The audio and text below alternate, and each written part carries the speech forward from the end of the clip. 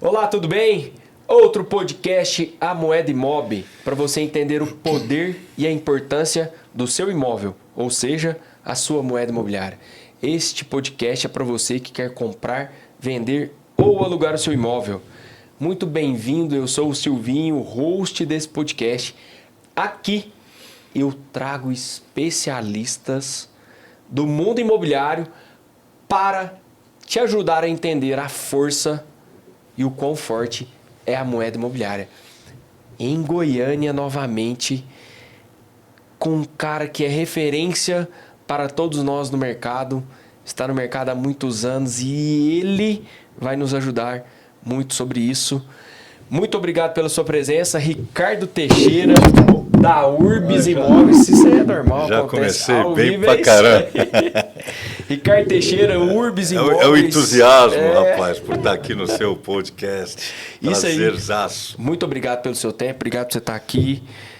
Suas primeiras palavras.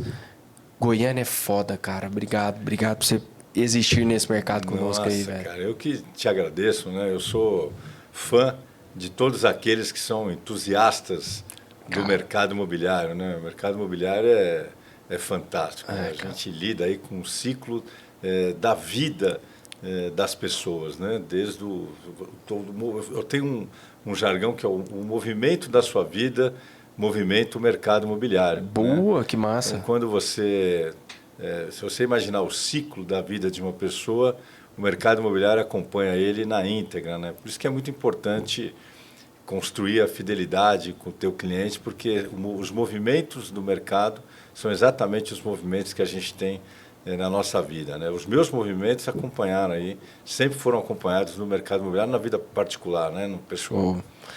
Ô, Ricardo, eu costumo começar o podcast para que as pessoas te conheçam melhor. Uma pergunta muito simples.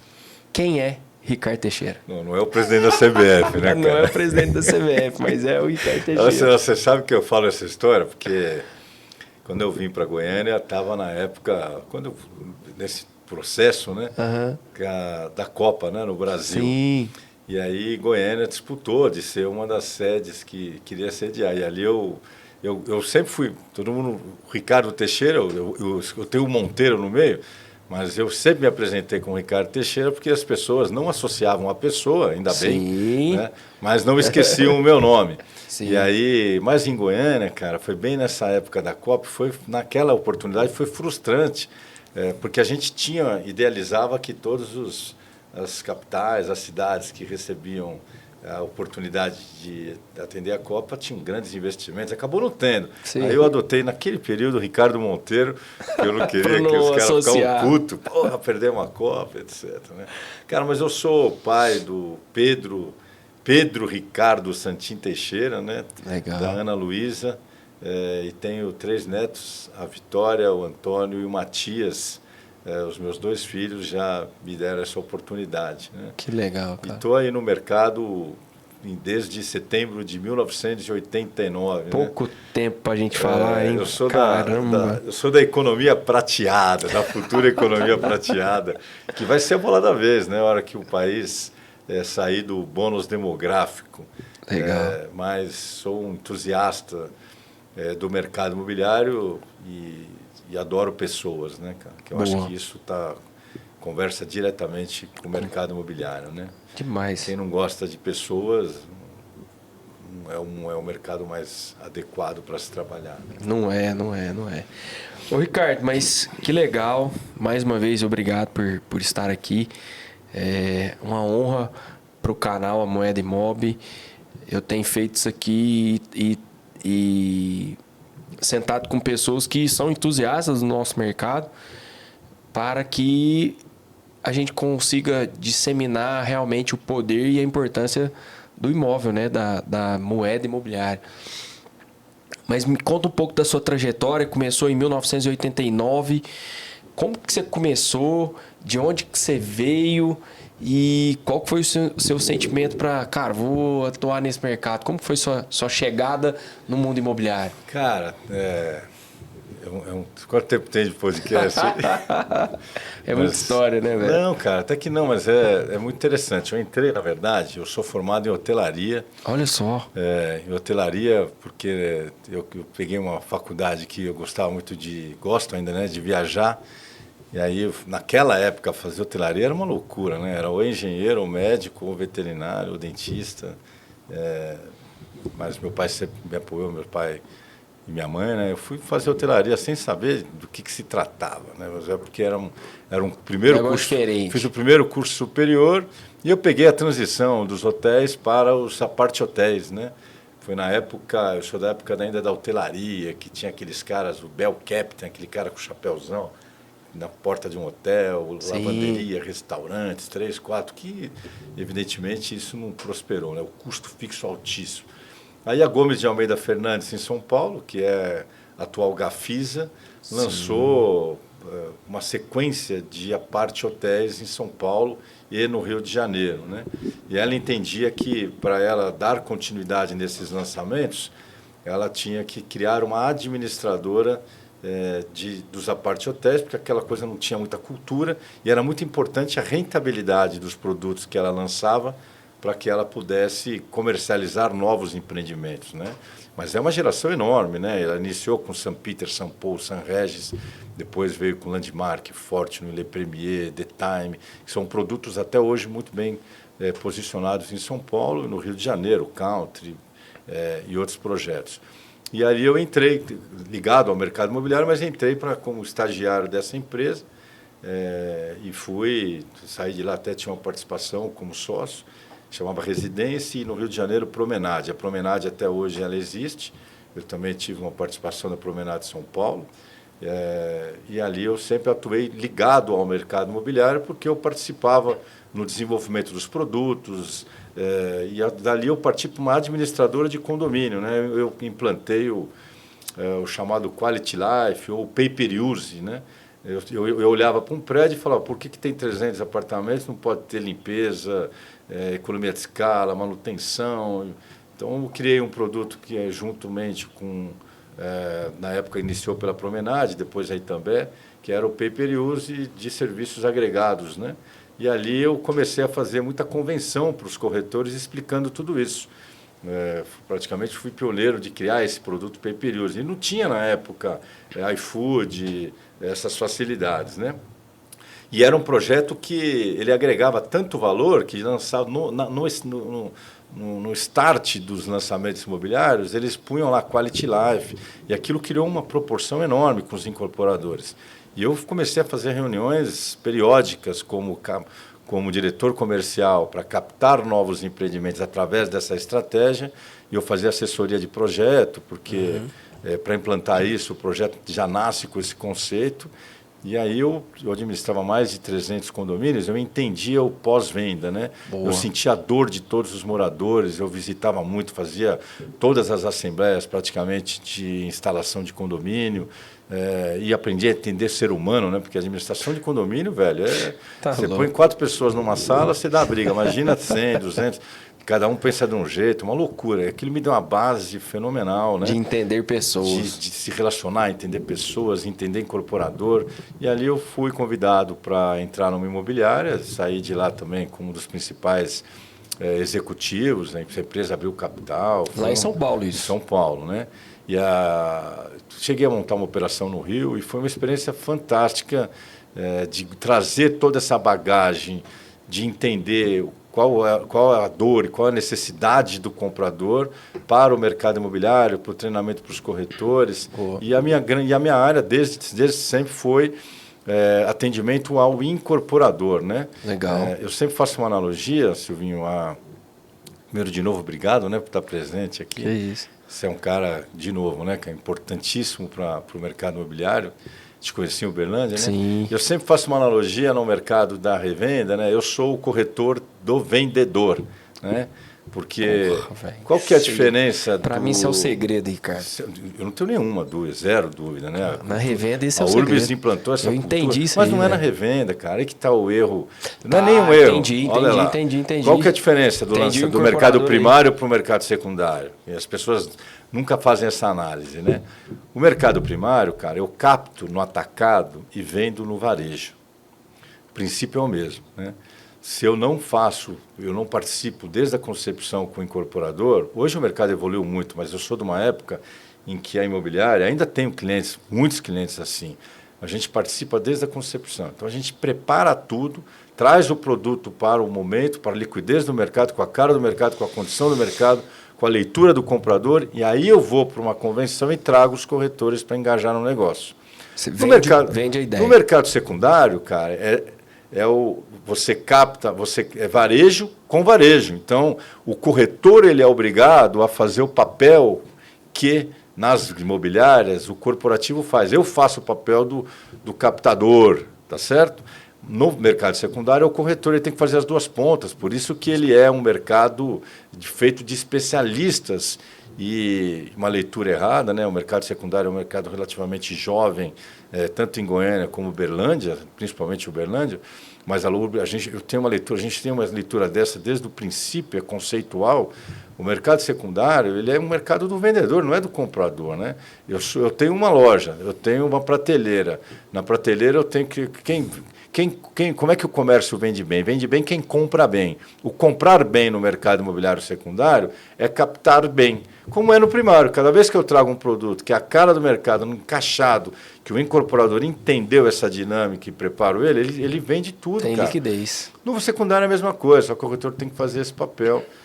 E quando eu falo isso, não é, muitas vezes as pessoas entendem mal. Mas como assim? Quer dizer que o comprador... Não, cara, é extrema importância atender bem, é commodity, não estou... Tudo certinho. Mas se eu tenho o vendedor na mão, eu tenho o produto na mão. Esse cliente cai na minha mão e aí eu tenho que ter um conhecimento de mercado, especialização. E aí a conversa vai desenrolar longe. Eu costumo dizer que, principalmente nesse secundário que você está falando da revenda, eu costumo dizer que...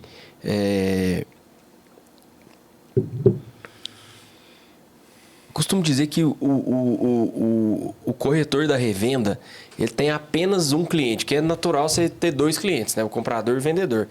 Mas o comprador, se ele não for seu cliente ainda, o seu cliente mais importante e o único cliente que você tem é o dono do imóvel, é o vendedor. E aí eu vejo especialistas em lançamento vir trabalhar em revenda e bagunçar isso tudo porque ele entende o principal, o comprador. Uhum. E não trabalha o cara aqui. Só que ele não entende que o dinheiro troca de mão, Ricardo. Mas, cara, Silvinho, é normal, cara. Quando você pega... São Paulo tem quase que tem 500 anos, né? Mercados como Uberlândia e Goiânia, que eu julgo muito semelhantes, eles mal tinham um mercado primário. Boa, né? Brother. Então, puta que... Não sei onde você quer chegar agora. As pessoas elas fazem uma análise de mercado julgando a região, né? Quando, na verdade, quando você vem com a base, eu falo que nós estamos num processo de maturação. Então, quem entra na frente bebe água limpa, né? Quando nós montamos a Urbis no mercado secundário, foi em 2010, eu tinha quem conhece Goiânia era praticamente setor oeste e outras regiões que tinham o mercado secundário. Era aquele mercado ainda com pouca vaga de garagem, com condomínio caro, porque o mercado imobiliário ele começa pelo primário, que é o lançamento, Sim. Ele constrói uma massa crítica de produto e aí você começa a ter revenda dos últimos 10 anos com liquidez, que é o carro do ano, o produto correto. Então, esse é um processo de amadurecimento do mercado imobiliário. Eu garanto para você que boa parte dessas operações que se julgam operações de lançamento vão se tornar operações de mercado secundário. Só que o nosso mercado, cara, ele é on the job. Você aprende quase que não é assim, na verdade, né? Nós temos uma proposta muito clara para antecipar isso, por exemplo. Mas, na prática, você vai tomando cabeçada. Então, eu tenho um modelo na minha cabeça muito claro, né? Mas eu não acho que é um problema do mercado de Uberlândia ou do mercado de Goiânia ou de mercados que estão em processo de crescimento. Amadurecimento não significa ruim ou bom, significa que a mercadoria não existia. Ué. Como é que eu posso falar que eu tenho especialistas no mercado secundário que eu nem tinha mercado primário? Boa. Né? Então, agora, você tem que se especializar. Esse papo do cara, eu atuo com lançamento, vou no mesmo modelo de negócio. Cara, são business completamente diferentes. Não cabe na mesma operação, não cabe... enfim, dá para a gente avançar nisso... Tem que... Você quer dizer, e é natural, e quem entende isso, entende o jogo da corretagem, é entender o seu perfil e atuar em um mercado. Porque quando eu falo do mundo imobiliário, eu quero dizer que não existe um mercado imobiliário. Existe um mundo imobiliário que existe o mercado de lançamento, existe o mercado de revenda, existe o mercado de aluguel. É 3 produtos diferentes. São 3 você concorda? Business, totalmente. São 3 business totalmente diferentes. E né? se o cara que se especializou pelo perfil dele, pelo lançamento, ele começar a querer achar que sabe vender imóvel de revenda também, ele senta na graxa.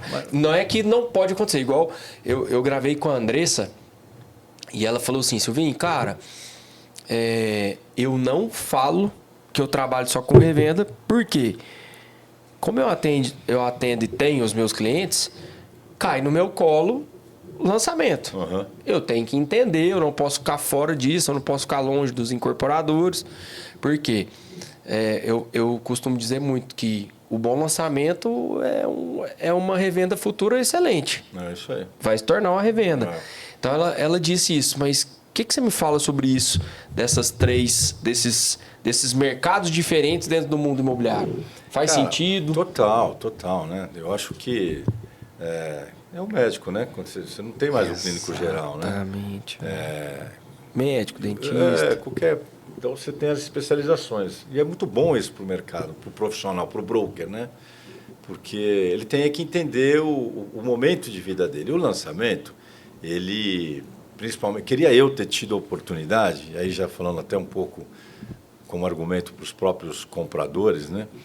Eu queria ter tido a oportunidade de ter lançado a Faria Lima ou os Jardins. Eu comecei a acompanhar o lançamento da Vila Nova Conceição, que é hoje o bairro mais valorizado de São Paulo, que está ancorado no Parque Ibirapuera, né?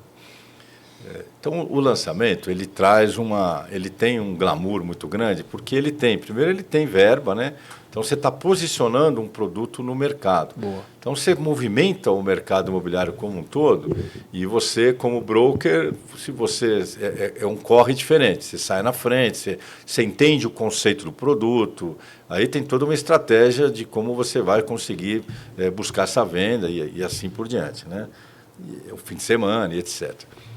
No mercado secundário, né, eu já tenho esses produtos prontos, Goiânia e Uberlândia, mas infinitamente mais fácil do que São Paulo, e eu vou explicar o porquê, por uma única razão, até onde já explico, porque você tem produtos que as pessoas participaram de alguma forma do lançamento. Então, eu tenho as informações com muito mais precisão. Vamos dizer que eu trabalho no mercado secundário em São Paulo. É um empreendimento que eu não tenho o vídeo dele, eu não tenho informações dele. Você não sabe quanto que ele foi lançado. Eu não tenho o posicionamento dele para criar um storytelling legal. Na revenda, eu faço uma linha de corte. Eu só trabalho revenda, quando eu falo só, mas na grande maioria dos últimos 15 anos, que é um produto bola da vez. Todos eles a gente tem essas informações como um todo na mão para o broker trabalhar, né? Mas ele tem que ser um especialista. Então, vamos lá. Se eu sou um corretor de lançamento, que naturalmente é por aí que é a minha porta de entrada, principalmente em Goiânia e Uberlândia, porque são cidades que... E Uberlândia como capital regional, né? Sim. Elas são cidades que ela está se desenvolvendo, esse mercado imobiliário.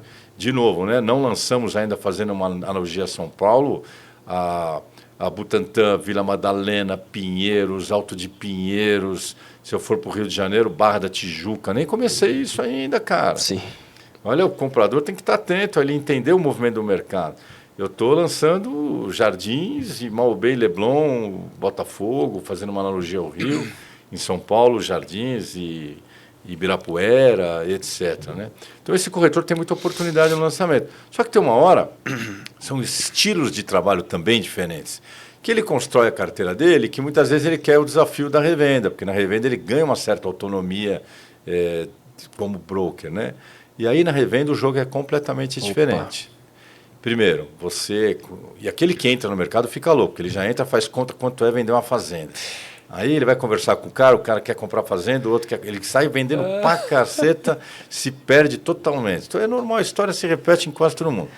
O cara da revenda deveria se especializar, começar numa rua, depois de uma rua num setor, depois do setor num bairro. Amor de depois Deus. Cara, eu conhecia zelador por zelador, porteiro por porteiro, conversava com eles. E isso é lá fora. Você pega a Europa ela é o berço aí do mercado secundário, né? E não tem lançamento praticamente. Você tem a quantidade de imobiliárias é infinitamente maiores do que no Brasil, né? Quase uma imobiliária a cada 3, 4 quadras, né? Porque ela é a raiz do mercado secundário. Então, aquele broker é o cara que está na padaria, é o amigo do cara, etc. O que a gente faz é trazer esses conceitos que a gente fez um estudo mundial mesmo para entender esse mercado secundário e trazer o conceito da superespecialização, não é nem mais especialização. É isso que a gente está, junto com a Arantes by Urbis, é superespecialização. Então, o broker vai ser o cara super especializado. Porque essa lead, quando cai na mão dele, cara, se ele não matar o cliente ali no sentido de... E o matar é conhecimento, tá? Resolver o problema. O cliente conhece mais do que o corretor, muitas vezes, do mercado secundário, aquele cara que está entrando. Porque ele quer comprar imóvel, ele já visitou tudo, ele já pesquisou tudo. Então, você tem que saber, você tem que conhecer o teu mercado que você atua, né? Não conhece, não tem problema nenhum. Faça uma parceria no primeiro momento e aí você vai se tornar um cara que é especializado em alguns bairros, em alguns setores. Mas eu iniciaria com o conceito da superespecialização, né? E com foco no vendedor. Se eu tiver X captações, eu vou fazer uma venda por mês.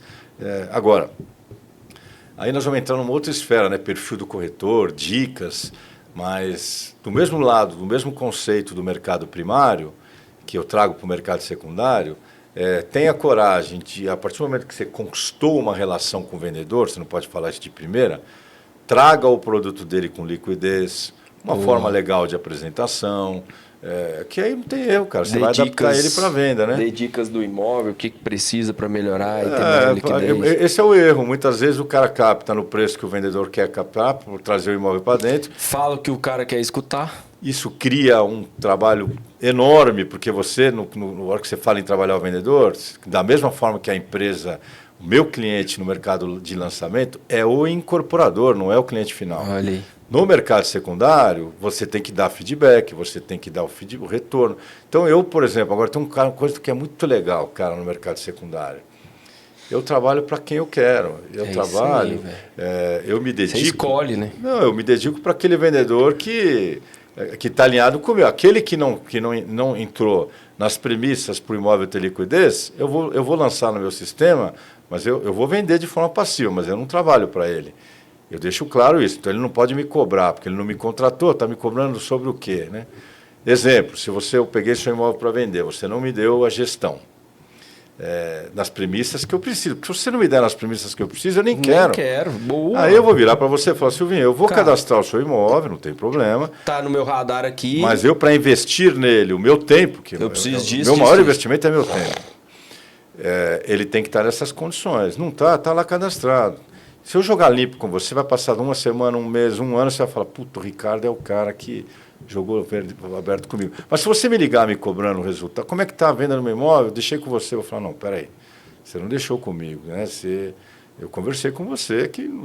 Passei o que seria... Então, em outras palavras, não vem me cobrar não, cara. Eu não vou ficar com esse peso nas costas. Eu vou me dedicar... Essa é a diferença. A gente, no mercado de imobiliário, a gente se sente na obrigação de atender todos os clientes da melhor forma. Quem falou que atender da melhor forma não é jogar transparente com esse cliente? Jogar limpo.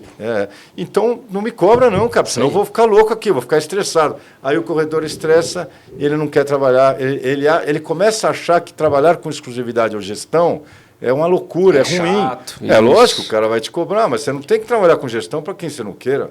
E pegando coisa ruim. Você falou uma coisa aí antes, aí, voltando um pouquinho, que muita gente me pergunta, por conta da exposição do podcast, eu vi, e aí, como é que tá? O que você acha? Por onde eu começo? Não sei o que, não sei o que. Eu falo assim, cara, comece pela sua rua. Na rua de sua casa tem imóvel para vender. Não adianta você morar na periferia da sua região, da sua cidade e querer vender imóvel de alto padrão. Não vai. O lançamento, você foca aquele produto pontual Exato. daquela vez. Então você tem que se especializar no produto. Isso. Na revenda, você tem que se especializar na região. Na região. É um pouco diferente. Na região, no imóvel, igual você falou. Cara, pega o imóvel, tá todo baleado. Cara, esse aí, se você não fizer isso e isso, eu não pego. Olha, Juliano, o bicho pegou aqui, cara. Tá, eu cheguei derrubando o negócio depois. Peraí, deixa eu travar aqui. É que já acontece comigo direto isso, cara. Travou. Travou? Foi. Beleza. Aí muita gente me pergunta isso, né? E eu falo que, cara, começa Tá certinho, cara. na sua região, começa na sua rua, no condomínio que você mora, no bairro que você mora. Não, mas eu tenho possibilidade, eu quero ir lá pra Zona Sul, quero ir pro Jardins. Cara, beleza, mas começa aqui, se você tiver oportunidade, muda pra lá, muda pra perto. Mas mesmo ao mudar, mesmo que você não mude, você quer se especializar lá, também começa com um prédio, Exato. uma Isso. rua, aí você vai entender toda a movimentação. Agora, o problema é que as pessoas querem entrar no mercado imobiliário, muitas vezes, já com uma necessidade financeira imediata. E aí não dá, cara, para você implantar essas premissas, né? O lançamento ainda possibilita, porque se você pega um lançamento da vez na imobiliária que está no nosso exemplo, a gente tem sempre os lançamentos no nosso radar. Então, você tem condição de chegar, se você está um mês antes de lançar, trabalhar da forma como você for orientado, você tem condição de já fazer venda. No mercado secundário, você tem que construir essa história. Agora, isso é um problema? Não, cara, qualquer profissão, não tem profissão que você fique menos do que 5, 6 anos, 7 anos, 8 anos. Depois que você se forma, você ainda vai trabalhar como estagiário. Cara, a corretagem, o cara em um ano, depois no segundo ano, terceiro ano, ele já pode ganhar semelhante a qualquer CEO, cara. É isso aí. Agora, ele tem que pagar o preço para isso, né? Não é esse sucesso, considerado sucesso, porque para mim sucesso é muito mais amplo, né? Tem muito mais a ver com as coisas do ser, né? E não do ter. Mas se a gente quiser considerar isso como sucesso, ele tem que... um caminho um pouco mais árduo, né? Ô, Ricardo, 1989 você começa a sua trajetória no mundo imobiliário, São Paulo. E aí, como surgiu Goiânia e Urbis na sua vida? Conta um pouquinho sobre esse processo. Cara, eu vou andar um pouco mais para trás, né? As pessoas também me perguntam, como é que é? Porque eu me sinto uma pessoa realizada, né? Boa. Por quê, né? Hoje eu sei muito isso, né? Eu demorei, até tenho, nas próprias operações nossas, eu estou me dedicando muito a me doar em coisas que eu acho que são mais profundas, porque as técnicas de venda, tudo isso, tem um time tão bom fazendo isso, hoje tem material hoje tão disponível, na época eu não tinha no mercado, que eu hoje fui para um outro lado, que eu acredito nele, assim, com todas as minhas fichas, que é o que vai fazer o cara se tornar um bom profissional, né? Eu dou o meu exemplo, né? Então, o primeiro, cara, eu tive filho eu tinha 23 anos, né, quando meu filho nasceu. Eu fazia faculdade de manhã, de hotelaria. À tarde eu era trainee nessa empresa, né? Eu não podia entrar como... Eu tinha 23 anos, né, cara?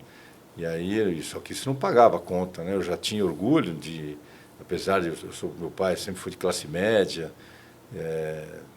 mas eu tinha meu orgulho, né? E à noite eu era barman, foi um tempinho assim, cara. E zero problema, né? As pessoas, zero drama, estou só contando, né? E aí, cara, hoje eu conto, porque hoje eu fui resgatar o que as coisas... Só que ali eu tinha desenhado um propósito muito claro para a minha vida, né? Que era encaminhar os meus filhos para a vida, né? Para ser humano, né? E a palavra já fala tudo, né? A gente está tão afastado disso, mas esse era o meu propósito de vida. E que doido isso, cara. E hoje eu percebo claramente, né? Que eles saíram de casa, os dois me deram neto, tudo. Aí as pessoas têm o tal do síndrome do ninho vazio, né? O meu foi o duplo, porque além do síndrome do ninho vazio, eu perdi um propósito. Que meus filhos, por isso que quando eu falo, eu sou uma pessoa de sucesso sobre esse ponto de vista, porque o meu propósito de vida já tinha sido encaminhado. E eu fiquei perdido, cara, assim, perdido que eu falo, com todas as operações da empresa, tudo maravilha, mas cara, tá faltando alguma coisa, né? Porque agora o que eu faço, bicho? Já meu propósito está atingido. O moleque foi, deu certo. E aí eu restabeleci o novo, né? Depois a gente pode falar disso, é até viver, né, baseado nas boas virtudes, né? Eu criei um segundo, depois de um tempinho para pensar, né? Cara, agora, isso foi a coisa mais importante da minha vida, cara, porque na medida em que a vida ela interage com você o tempo todo. Se você não sabe, se você quer ir do ponto A para o ponto B, você não sabe onde é o ponto A, não sabe onde é o ponto B, cara, ela não vai te ajudar a levar você nisso.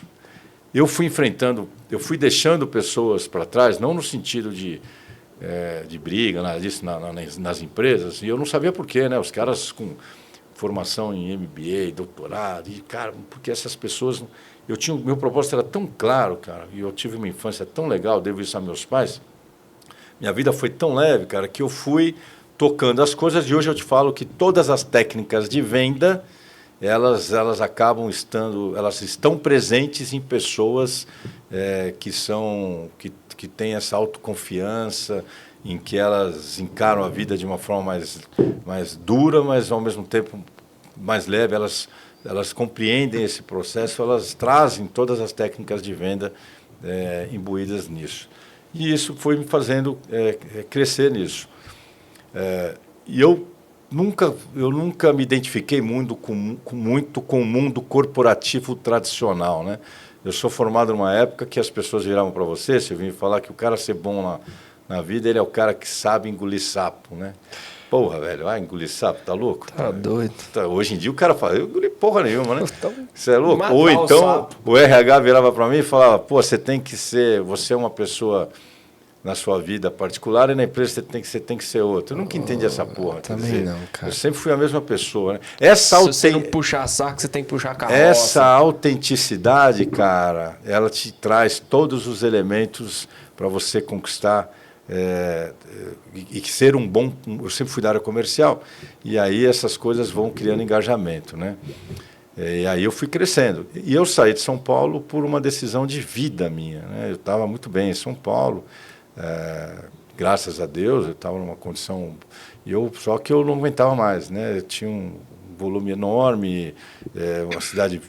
Minha esposa tinha sofrido um assalto, e eu queria formar os meus filhos, ainda terminar de eles poderem viver uma vida numa cidade que foi um problema de segurança, que foi o que mais me levou a vir para Goiânia. Não conhecia ninguém. Mesmo, absolutamente cara? Ninguém. E eu ia sair da empresa onde eu estava. Ele falou, já que você vai para lá, monta. A gente até montou uma operação Greenfield, que chamam, né? Peguei do zero. Criei uma parceira, tinha um grande parceiro, que era o Ricardo Frois, na época, aqui de Goiânia. E a gente montou essa operação, mas eu vim para cá com um propósito de vida, né? E queria ter mais qualidade de vida e, ao mesmo tempo, terminar de formar meus filhos numa cidade... Foi um processo que eu acho foi muito difícil, né, no começo. Imagina. Hoje eles amam e etc. Mas o princípio disso tudo, para as pessoas conquistarem e crescerem nisso, primeiro é ter um propósito muito claro. Boa. Né? E segundo, cara, eu criei uma palavra chamada ocítabas. Já ouviu falar ou não? Não. Tem até um artigo meu no meu Instagram lá. Não. Ocítabas é exatamente o contrário de sabático. É uma definição que eu criei, porque muitas vezes viraram nesse tempo todo de profissão.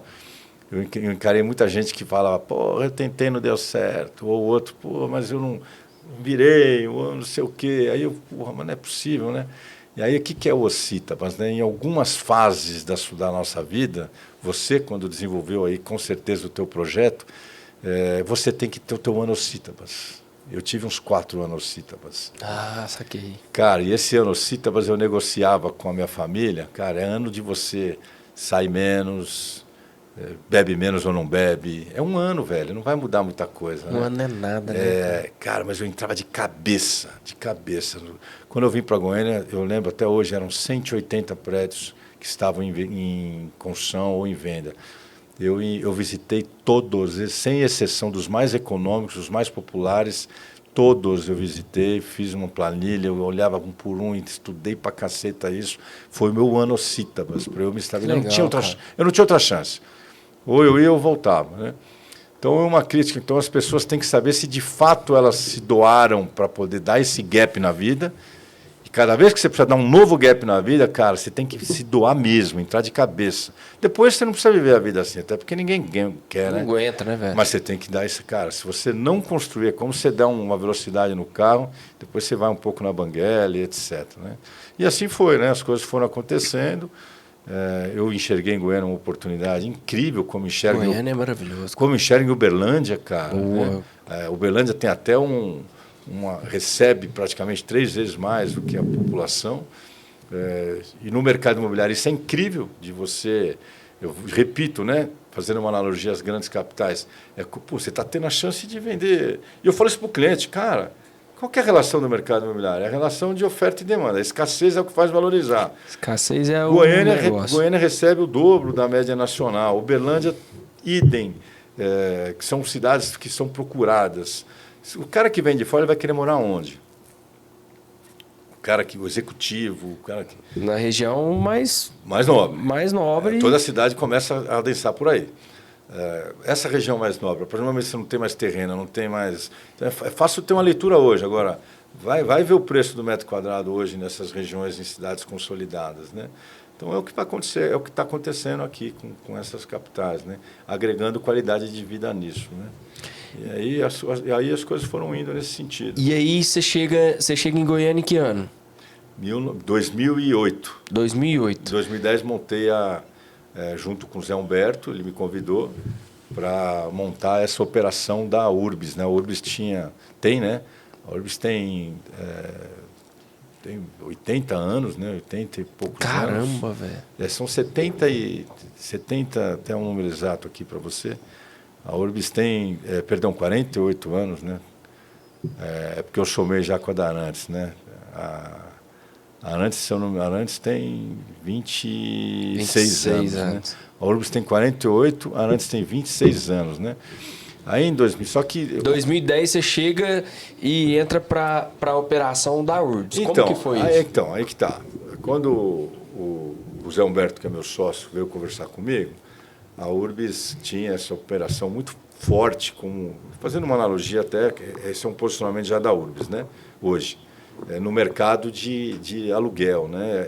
É a maior carteira em Goiânia. Em Goiânia, até no Brasil ela está, se não a maior, uma das maiores, do seu ponto de vista de ticket, né? Ou seja, esses clientes circulando nessa operação.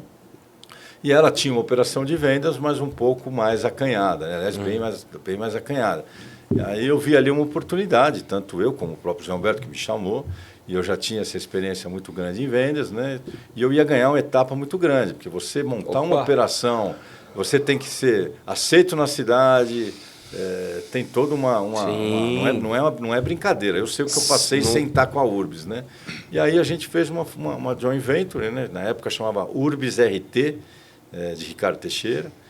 A gente fez todo um posicionamento, vem aí, né, uma nova operação imobiliária, foi bem na movimentação que estavam tendo a Brasil Brokers na oportunidade, que despertou o interesse no mercado como um todo. E aí a gente montou a Urbis com operação de vendas, né? Então a Urbis, tudo que está ligado a vendas, ela está ela abriu em 2010, hoje a gente está com 16 agências, uma em parceria com a Arantes, em Uberlândia, e uma em Palmas, que vai abraçar... Arantes vai ali para a ideia toda, o Triângulo, em Palmas, também da região toda do Mato Piba, né? Lá em Palmas é a Urbis Cerrado. E até me antecipando, acho que nós vamos chegar nisso, mas a Arantes é o mesmo conceito, né? A Arantes é uma empresa aqui com um posicionamento maravilhoso no mercado, com os mesmos valores da Urbis. Para nós isso pesa pra caramba. Puta posicionamento no aluguel, um bom posicionamento de vendas, mas uma oportunidade enorme de poder expandir nesse segmento.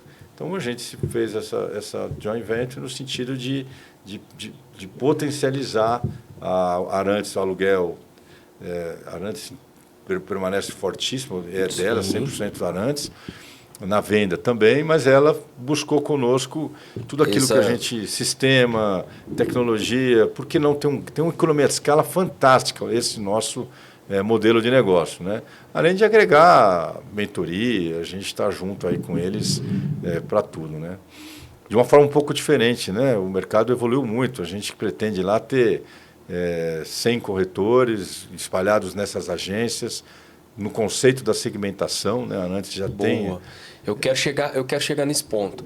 2010, a Urbs aqui em Goiânia já tinha o conceito dessas especializações, dessas divisões de conceito. Sim. Já como que funcionava? Cara, como foi essa ideia? Isso foi dentro de um planejamento estratégico, né? Já era uma coisa que a gente tinha vontade. Teve um alinhamento meu com o Zé Humberto, depois com o próprio Leandro Schayer, né? E com a própria Angelina, que são os nossos 4 que compõem o conselho.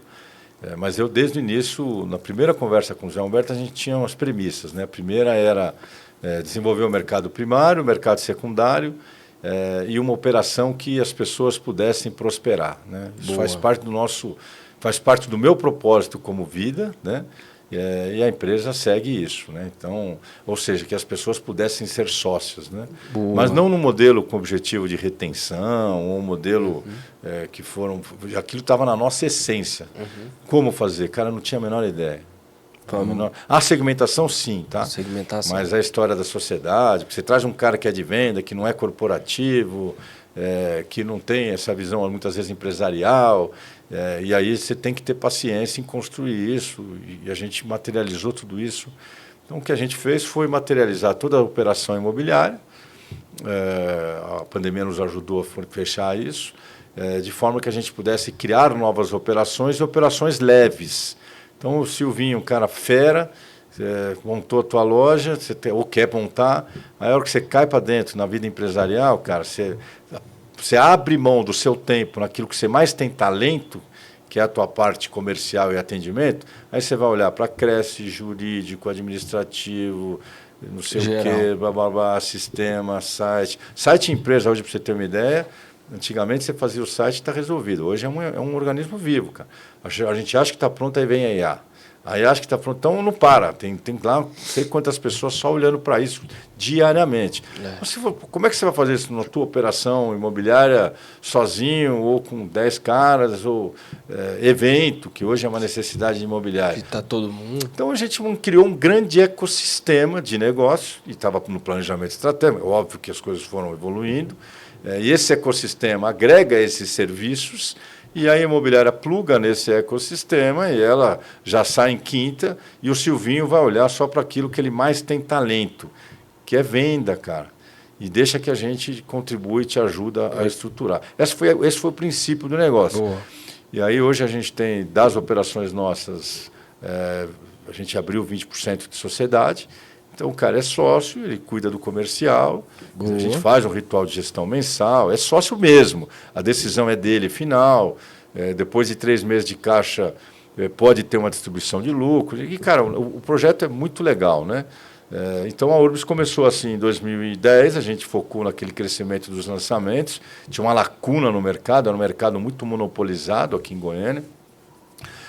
A gente conseguiu entrar forte nisso, a gente cresceu pra caramba nisso, estabilizou isso, só que desde o início a gente já veio com o DNA na revenda. Esse foi o nosso maior diferencial. A gente abriu a revenda em 2010, né? Aí o Leandro Schayer entrou em 2012, se eu não me engano, e já potencializou, deu foco, né? Eu dei foco no lançamento. É um dos maiores corretores de revenda. Sem dúvida nenhuma, né? Ele já era um entusiasta do mercado imobiliário e entrou, captou a essência da estratégia. Hoje a gente tem isso como pilar, que é a estratégia da especialização e do trabalhar o vendedor, né? Aí tem uma porrada de coisa que vem junto com isso. Mas então a Urbs foi isso, a gente conseguiu estruturar, é uma empresa mais low profile, mas ela é muito pé no chão. Silvio, nosso negócio não é vender franquia, eu acho que a entrega é outra proposta. Sim. Não é ter quantidade de loja. Cada vez que a gente tem um parceiro robusto, bacana, com os mesmos princípios, nós vamos dar todo o apoio necessário para essa empresa se tornar a empresa mais eficiente, não necessariamente em VGV, etc., mas a mais eficiente, né? Para o corretor, que as pessoas que estejam conosco ganhem dinheiro e prosperem na vida, e para a empresa, né? Então, as empresas nossas, a gente tem um foco muito grande no lucro líquido, né? E no caixa. Então, são operações mais leves, por exemplo, Uberlândia, né? Um mercado que está nichado no alto padrão, né? A gente optou em fazer uma operação de alto padrão, cara. Na Zona Sul, com no máximo 30 corretores. O modelo tradicional raiz de lançamento, ele teve mudanças da minha época para hoje, né? Então, aquela história de você ter 200, 300, 400, 500 corretores num único local, quando você tem um mercado primário, principalmente no econômico, que você tem que ir lá e ganhar capitalidade, o mercado mudou, cara, ele está nichado no alto padrão. Então, nós optamos por uma linha de mais do corretor se sentir com mais qualidade, de estar mais num atendimento diferenciado, e está dando um resultado muito grande, né? A gente tem bons resultados no altíssimo padrão, né? Na segmentação que a Urbs está propondo, e assim, na conversa que eu tive com os meninos lá de Uberlândia, Fernando, Bessa, um abraço para vocês, gente. Feras, né, cara? Gente finíssima. Fernando, puta broker Fernando também, né, é cara? um bonitão. Fernando, meu amigo lá de Uberlândia, Ronaldo, pai dele. Os caras são família demais. inteira, né, cara? Verdade, eu tive todos. no evento de vocês lá. E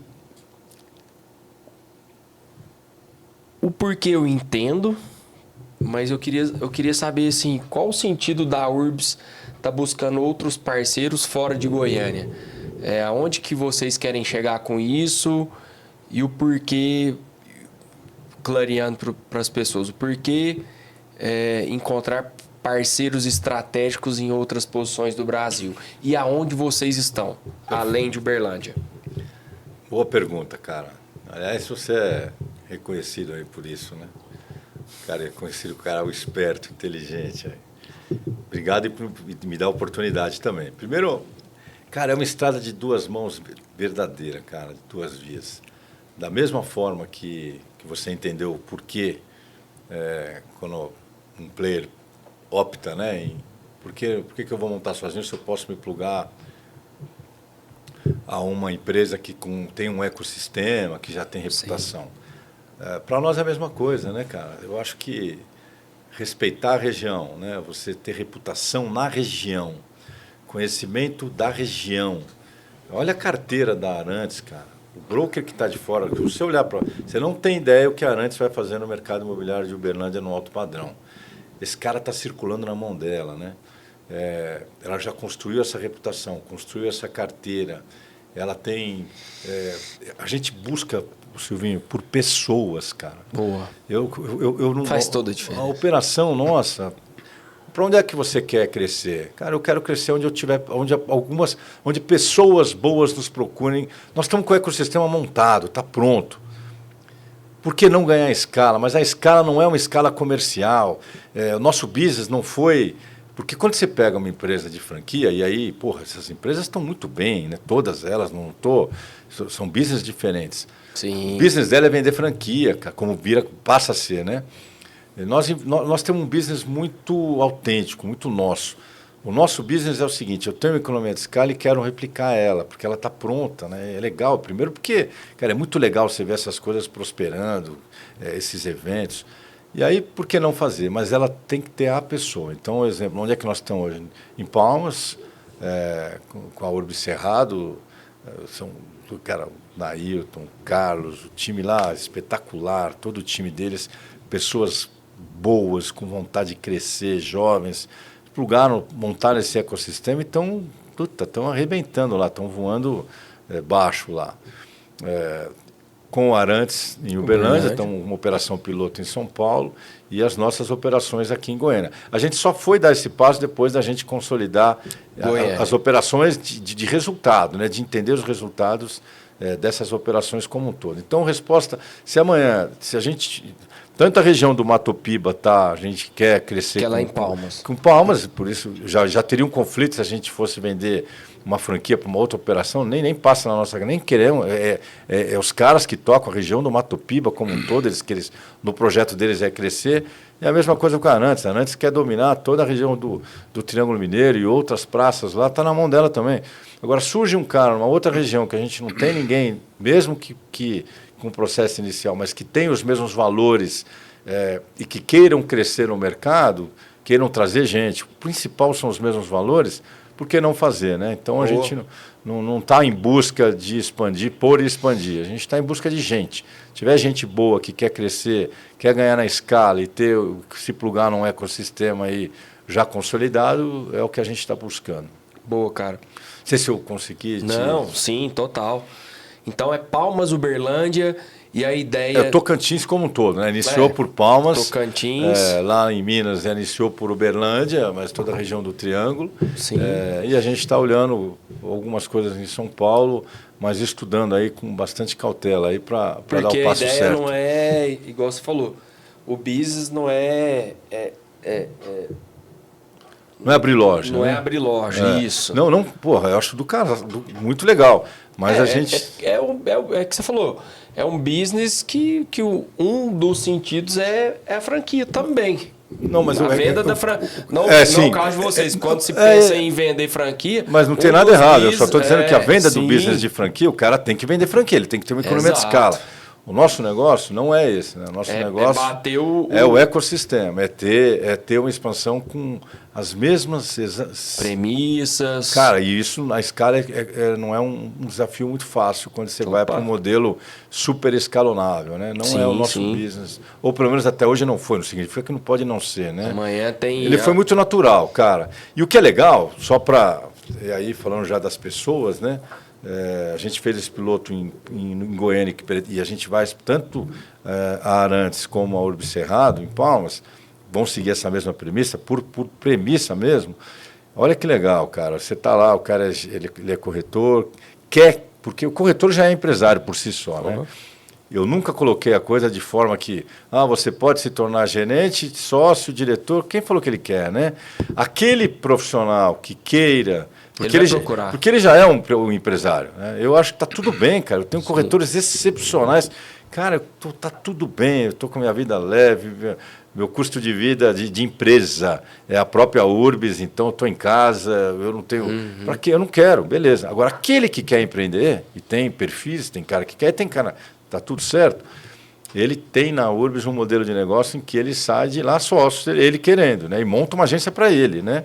A própria operação, vou dar um exemplo aqui, né? A Urbis, o Juliano, com o nosso Juliano Junqueira na Urbis One, montou a Urbis Infinity, com outro parceiro que é o Anderson, da Infinity montamos a Trend. A própria operação, ela vai se expandindo com o caixa. Então, por exemplo, o cara, ao invés de fazer uma decisão dele, hein, do sócio, é dele a decisão. E olha que legal, todas as nossas operações tinham a opção de distribuir lucro ou montar outra agência. Era uma decisão o cara quis montar, por quê? Porque ele tem embaixo dele também pessoas que ele quer fazer essas pessoas crescerem. E eu tinha muita dificuldade. Uma vez me perguntaram, por que você não concentra tudo? Não é muito mais barato, né? Caraca. A das 17 agências. Eu falei, mas a gente olha para as pessoas. Se eu concentrasse tudo, eu ia ter uma empresa com a minha cara ou a do Silvinho? Nós somos você é parceiro da Urbis. Você captou as premissas, utiliza o sistema, mentoria, está tudo em casa. Mas a empresa é a tua cara, não é a minha cara. Boa. E aí esse cara não quer. Como é que eu vou pôr o Silvinho, o Bessa, no mesmo bolo, sendo que você quer tocar com o teu sonho, você tem o teu jeito de tocar o negócio. Boa. Mantendo as mesmas premissas. E esse foi o segredo, isso está lindo, porque as empresas, você vai visitar, elas têm a mesma cara, mas elas têm o DNA do dono, cara, do sonho daquele cara. E ele tem um time que está com ele, que também quer ter a oportunidade que ele teve. Então ele quer crescer, porque ele quer montar uma loja para o gerente dele que quer essa visão corporativa. E ele pode fazer isso, está tudo bem. A gente está com esse modelo redondinho, pronto. Boa. Já tá escalonável, né? É esse que foi... E é tão legal porque a gente olha para as pessoas, que tem a ver com o propósito de vida e corporativo nosso. Né? Ô, Ricardo, Falando sobre os dois mercados, Goiânia, Uberlândia. No seu ponto de vista, o motivo principal, Arantes, foi as premissas, o mesmo intuito, pessoas boas, no mesmo sentido, às vezes com mesma pegada de propósito, pessoas do bem, mas quando você correlaciona Goiânia, Uberlândia em relação ao mundo e ao mercado imobiliário, como que você vê o que são parelhas, o que falta para Uberlândia estar num nível próximo de Goiânia? No seu ponto de vista, você que conheceu recentemente lá. Cara, qual a experiência que você tem? De novo, né? Excelente pergunta. A gente já estava de olho em Uberlândia há muito tempo, né? Entraríamos lá certamente, né? Fui muito feliz a entrada parceria com a Arantes, né? Cara, Uberlândia tem características muito semelhantes, né? Com o perfil de Goiânia, né? Goiânia acabou se desenvolvendo aí pela própria capilaridade que ela tem de trazer pessoas de outros estados, né? De outros países. Eu sou um exemplo, né? Ela começou a ter investimento muito forte na área hospitalar, né? A entrada do Einstein aqui foi fantástico. É o que eu chamo de turismo hospitalar, né? Entendi. As pessoas nem imaginam que um equipamento como o Einstein movimenta uma cidade, que é lá no Orion. E aí isso já movimentou toda a cadeia do business. As pessoas não sabem, mas Goiânia recebe 35%, 40% do Brasil para em Goiânia para procedimentos médicos, o norte inteiro. Então você tem uma área médica muito forte de comércio. Claro que o agronegócio puxa tudo isso, mas você já tem uma autonomia, e isso traz o mercado executivo, cara. O mercado executivo é quem traz renda para qualquer cidade, né? Não tinha, né? Você ia almoçar em Goiânia, faço um convite, vai almoçar, você vai ver que estão os restaurantes todos lotados. Antigamente eram vazios, que as pessoas ainda almoçavam em casa. E a gente achava que isso ia se manter assim, né?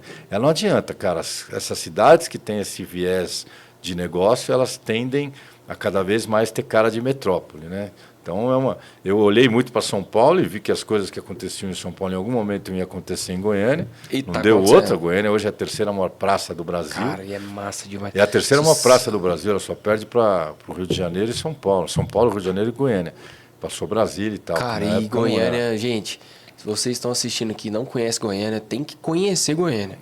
Goiânia é muito legal, né? E Uberlândia, cara, logística. E Uberlândia tem uma coisa legal, né? O traçado de Uberlândia, eu confesso que há muitos anos atrás, quando eu fui para Uberlândia, eu falava, cara, o desenvolvimento de Uberlândia ele deve se dar muito no horizontal, porque ela não tem problema de mobilidade, as vias são largas, né? Tem um urbanismo interessantíssimo.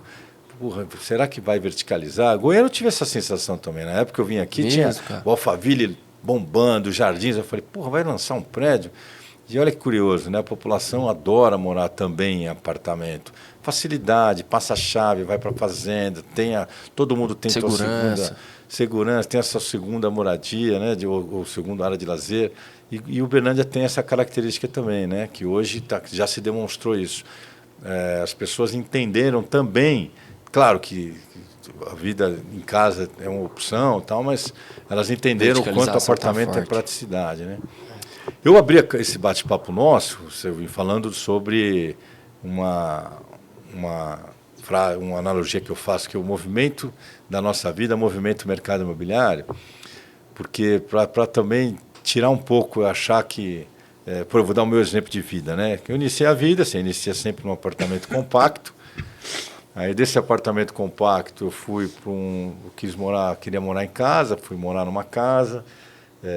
Ainda morando na casa, aí também já você começa a ter a questão corporativa, de ter teu escritório, que anda em paralelo. Olha quanto o movimento do mercado imobiliário, né? Aí depois, meus filhos saindo, já com viés de sair de casa, eu morava mais afastado, já estava todo mundo estudando, trabalhando, não fazia mais sentido.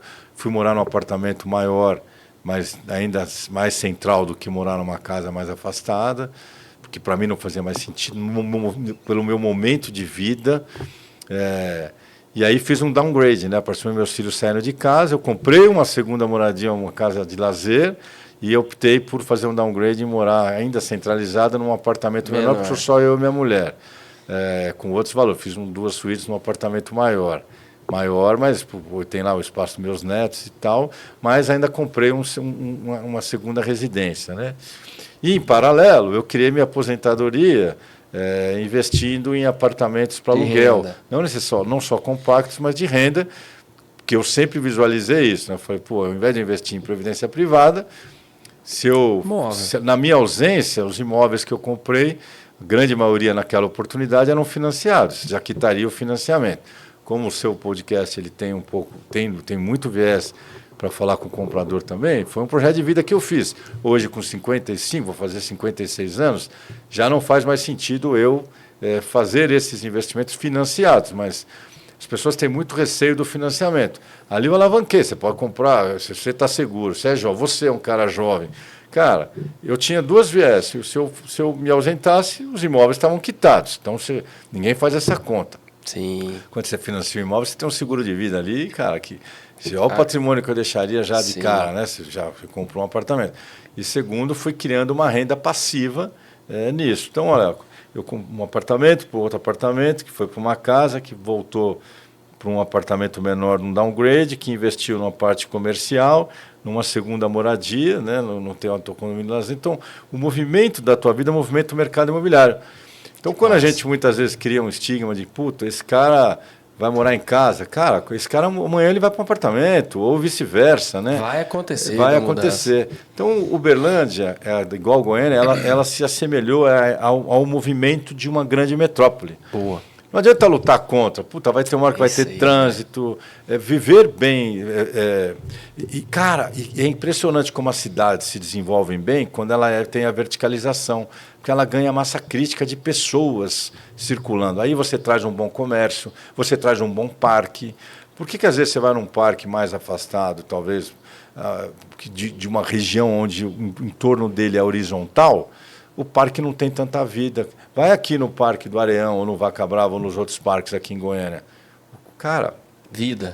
Porque você adensou tudo em volta, cara. Então você abre um restaurante, você tem demanda para esse restaurante sobreviver. Você abre um bom comércio, você tem demanda para esse comércio sobreviver. Está tudo certo. Sim. Então o mercado imobiliário tem essa característica também de melhorar o entorno. Faz sentido total. Então, quando você fala que o teu propósito no teu programa, como é importante a cadeia do mercado imobiliário, será que o broker tem ciência o quanto ele contribui para a qualidade de vida na sociedade, cara, que o mercado imobiliário é responsável? Porque é maravilhoso, cara. A cadeia do mercado imobiliário é linda, ela movimenta tudo isso. Então, quando um cara, para se tornar um especialista, ele compreende a cadeia do mercado imobiliário, e eu estou no viés hoje eu acho que o grande broker hoje é aquele que tiver puta preparo emocional. Se você perguntar para mim qual que é o pulo do gato para qualquer cara, eu vou te dizer a inteligência emocional. Porque senão ele não... Para finalizar essa minha parte, eu tenho uma frase que eu criei para definir, falei do Cítabas, mas para definir venda, que é: a arte de vender está na sabedoria de se conectar. Mas a conexão ela só vem pela autenticidade. Quando a gente se encontrou lá em Uberlândia, você me convidou, eu vim na hora, cara. A gente falou acho que poucos minutos. Poucos minutos. Mas você me transmitiu, cara, sabe aquela coisa que, mas que cara bacana, que cara legal.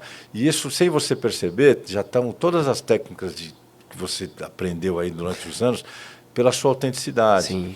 Então, porque você é um cara que transmite essa inteligência emocional. O cara, se o corretor, o broker, e esse é o grande problema, as pessoas não conseguem entender o que o outro lado quer. E aí não fecha negócio. Não fecha. E ele só vai conseguir entender se ele tiver esse preparo. E ele mudar o mindset dele mesmo, cara.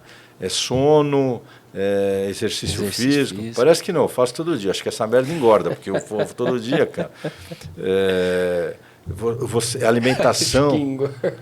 Eu acho que, eu vou todo dia, cara. Alimentação e ambiente, cara. Ambiente é forte. Eu me dou ao luxo hoje de só estar com as pessoas que eu seja que são pessoas do bem, bem intencionadas. Eu me dou esse luxo. Eu vim aqui hoje Por que o cara vai ganhar, vai ter seguidor, vai aumentar? Claro que tudo isso é importante, mas, sobretudo, porque é um ambiente legal, me agrada, é gostoso estar aqui. Obrigado por isso. E isso vai fazer esse cara se tornar um cara sensacional, seja onde ele estiver. Se ele trabalhar a inteligência emocional dele, cara. E é difícil, viu? Porque isso não se aprende na escola. Não. Nada. Isso aí tem que estudar muito, né, cara? Tem que sair para o mercado e tá do lado de pessoas como você e grandes players do mercado para a gente entender que... E para a vida, né? Você me mostrou, você tem 3 filhos, 3 meninos, cara. É isso aí, eu falo sempre o seguinte, quem tá bem, velho, não fica reclamando. Só reclama quem tá bem, meu amigo. Quem tá mal, serra os dentes e vai para cima. É isso aí. Mas você tem que estar... Se você for uma pessoa... E olha que legal, né? Se você procurar ser uma pessoa melhor todos os seus dias, além de você fazer bem para a humanidade, você vai vender mais, cara. Porque ninguém quer comprar nada de alguém que não seja uma pessoa do bem, né? Isso aí. Ô, Ricardo, que honra. Muito obrigado. Eu que agradeço. A gente ficaria aqui mais umas 3 horas, né, Juliano? Sim. Juliano está acompanhando a gente aqui, aí. Desde 89, no mundo imobiliário, já deve ter passado... Já deve não. Passou por você grandes players do nosso mercado, como corretores. Você convive com essas pessoas hoje. Pegando essa experiência sua de negócio e de mundo imobiliário, para finalizar, o que você falaria para os corretores de hoje que vão fazer o futuro da minha profissão daqui a 20, 30 anos? O que você falaria de mais especial e que mudou o jogo da sua vida no mundo imobiliário? Cara, eu não vou te dar uma resposta tão óbvia, mas tem a ver com tudo que eu falei aqui.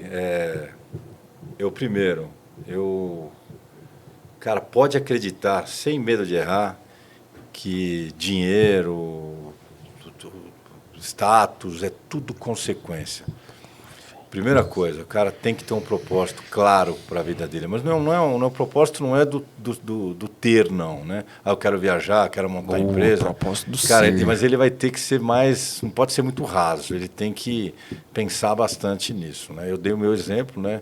Viver de acordo com as boas virtudes. E aí a vida vai... Tem que acreditar que a vida não é causa, ela é cosmos, né? Ela vai contribuir, né? A primeira coisa é isso. E segundo, ele, de verdade, cara, eu percebo muito num vendedor a dificuldade que ele tem em conquistar o comprador, né, o cliente. E o conquistar cliente tem tudo a ver com essa tua inteligência emocional mesmo. Tá? O cara está afobado, o cara interrompe o cliente, ou verdadeiramente não está com a intenção que o cliente... de entender o que esse cara quer mesmo. Aí ele não entende o que o cliente quer e começa a trabalhar e leva coisas que não tem nada a ver ou capta objeções que não existem. Então eu me preocuparia muito em ter, se ele tiver um preparo emocional, porque aí o resto ele vai estudar. Técnica de venda hoje está disponível para qualquer um em todos os lugares. Produto ele tem que estudar, né, cara? Você vai atender um cliente. O que mais tem também, né? Você vai atender um cliente, pelo amor de Deus, se você não for um dia antes, pelo menos vai 2 horas antes. Aquele que não conhece ainda o produto, precisa saber tudo do produto e não se engasgar na hora que o cara te apertar ali. Perguntou, você tem que estar E aí você está com a inteligência emocional bacana, cara, você quebra qualquer objeção. Você discute de igual para igual. E para finalizar, não tem nenhuma diferença, aqui, ó. Nenhuma diferença entre nós, zero, entre nenhum ser humano.